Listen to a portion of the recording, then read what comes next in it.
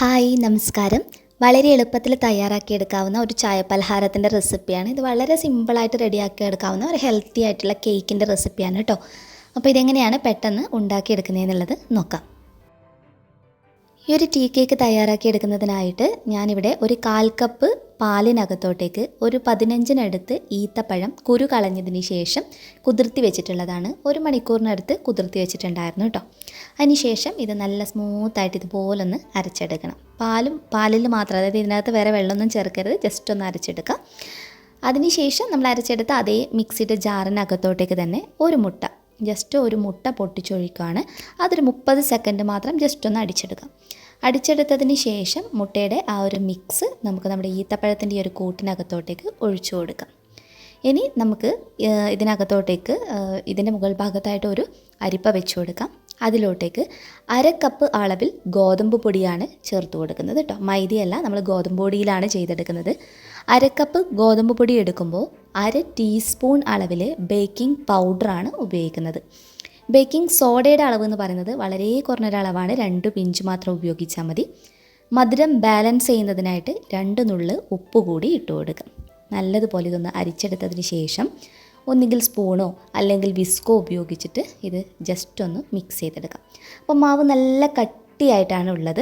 ഇനി ഇതിലോട്ടേക്ക് പാല് കുറച്ചായിട്ട് ഒഴിച്ചു കൊടുക്കാം. പാലിൻ്റെ കൃത്യമായിട്ടുള്ള അളവ് ഞാൻ പറയുന്നില്ല, കാരണം നമ്മൾ ഈത്തപ്പഴം എടുത്തതിൻ്റെ കണക്കിനനുസരിച്ചിട്ടായിരിക്കും. എങ്ങനെയാണെങ്കിലും പാല് വളരെ കുറഞ്ഞൊരളവിൽ മാത്രം ഒഴിച്ചു കൊടുത്ത് മിക്സ് ചെയ്ത് നോക്കുക. നമ്മൾ ബാറ്റർ ഇങ്ങനെ ഒഴിച്ചു കൊടുക്കുന്ന സമയത്ത് ഇങ്ങനെ റിബൺ പോലെയുള്ള, അതായത് കുറച്ചൊരു മീഡിയം കൺസിസ്റ്റൻസി ആയി തോന്നിക്കഴിഞ്ഞ് കഴിഞ്ഞാൽ അതാണ് ബാറ്ററിൻ്റെ ഒരു പാകം എന്ന് പറയുന്നത്. ഞാനിവിടെ ഒരു 1/4 കപ്പ് പാലും പിന്നെ ഒരു 2 ടേബിൾ സ്പൂൺ എക്സ്ട്രാ ആണ് കേട്ടോ എൻ്റെ ഈ ഒരു കണക്കിൽ ഞാൻ ഉപയോഗിച്ചിട്ടുള്ളത്. പിന്നെ സ്റ്റീലിൻ്റെ ഗ്ലാസ്സിലാണ് നമ്മളിത് ബേക്ക് ചെയ്തെടുക്കുന്നത്. അതിനുവേണ്ടി കുഞ്ഞ് സ്റ്റീലിൻ്റെ ഗ്ലാസ് നമ്മൾ എണ്ണ തടവി ഒന്ന് വെച്ചിട്ടുള്ളതാണ്. അതിൽ ഒന്നുകിൽ 1/2 ഭാഗമോ അല്ലെങ്കിൽ 1/4 ഭാഗമോ വരുന്ന അളവിൽ, മുഴുവനായിട്ട് ഒഴിച്ചു കൊടുക്കരുത്, നമ്മുടെ ഈ ഒരു കേക്ക് ബാറ്റർ ഒഴിച്ചു കൊടുക്കാം. നല്ല ടേസ്റ്റാണ്. നമ്മളിതിനകത്ത് പഞ്ചസാര ഉപയോഗിച്ചിട്ടില്ല, അതുപോലെ മൈദ ഉപയോഗിച്ചിട്ടില്ല. പിന്നെ മുട്ട ഉപയോഗിക്കാത്തവരാണെങ്കിൽ മുട്ട നിങ്ങൾക്ക് സ്കിപ്പ് ചെയ്യാവുന്നതാണ്. ബേക്കിംഗ് പൗഡറും ബേക്കിംഗ് സോഡയും ചേർത്ത് ലാസ്റ്റ് ഒരു ഇത്തിരി വിനാഗിരി കൂടി ചേർത്ത് കൊടുത്താൽ മതി കേട്ടോ.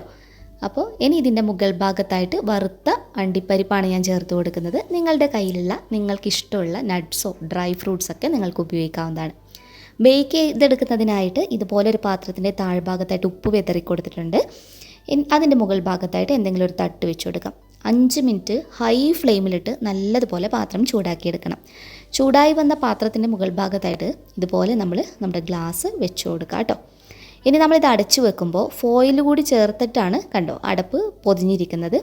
വെള്ളമൊന്നും തട്ടി ചീത്തയായി പോകാതിരിക്കാൻ വേണ്ടിയിട്ടാണ്. അപ്പോൾ ഇതുപോലെ കവർ ചെയ്തതിന് ശേഷം ഇതൊന്ന് ടൈറ്റായി നിൽക്കുന്നതിന് വേണ്ടി ഞാനൊരു കല്ല്, ഇഞ്ചി വെളുത്തുള്ളിയൊക്കെ ചതക്കുന്ന കല്ല് ഇതിൻ്റെ മുകൾ ഭാഗത്ത് വെച്ച് കൊടുത്തിട്ടുണ്ട്. 30 മിനിറ്റ് ഒരു ലോ ടു മീഡിയം ഫ്ലെയിമിലിട്ടിട്ട് ഇത് ബേക്ക് ചെയ്തെടുക്കാവുന്ന. ഒത്തിരി ലോ ഫ്ലെയിമിൽ ഇടേണ്ട ആവശ്യമൊന്നുമില്ല, ഒരു ലോ ടു മീഡിയം ഫ്ലെയിമിലിട്ട് ബേക്ക് ചെയ്തെടുക്കാവുന്നതാണ്. 30 മിനിറ്റിന് ശേഷം തുറന്ന് നോക്കി ഒരു സ്റ്റിക്ക് വെച്ച് ഇതുപോലെ നോക്കുക. ബേക്ക് ആയിട്ടില്ലെങ്കിൽ ഒരു 5-10 മിനിറ്റ് നിങ്ങൾക്ക് വെക്കാവുന്നതാണ്. ഇത് കറക്റ്റ് 30 മിനിറ്റിൽ തന്നെ നല്ലതുപോലെ ബേക്ക് ആയിട്ടുണ്ടായിരുന്നു കേട്ടോ. നന്നായിട്ട് ചൂടാറിയതിന് ശേഷം മാത്രം വേണം എപ്പോഴും കേക്ക് പാത്രത്തിൽ നിന്ന് മാറ്റി കൊടുക്കാൻ വേണ്ടിയിട്ട്. നല്ല അടിപൊളിയായിട്ട് കിട്ടിയിട്ടുണ്ട്. അതുപോലെ തന്നെ നമ്മൾ ഈത്തപ്പഴമൊക്കെ ചേർത്തതുകൊണ്ട് നല്ല രുചിയാണ്. ഈത്തപ്പഴത്തിൻ്റെയും പാലിൻ്റെയൊക്കെ രുചി കൂടി കുട്ടികൾക്കൊക്കെ ഒത്തിരി ഇഷ്ടമാവും. നല്ല സൂപ്പർ സോഫ്റ്റാണ്. എല്ലാവരും ഉണ്ടാക്കി നോക്കുക. ഫീഡ്ബാക്ക് അറിയിക്കാൻ മറക്കല്ലേ. നെക്സ്റ്റ് വീഡിയോയിൽ വീണ്ടും കാണാം. അതുവരെ ടേക്ക് കെയർ. Bye bye.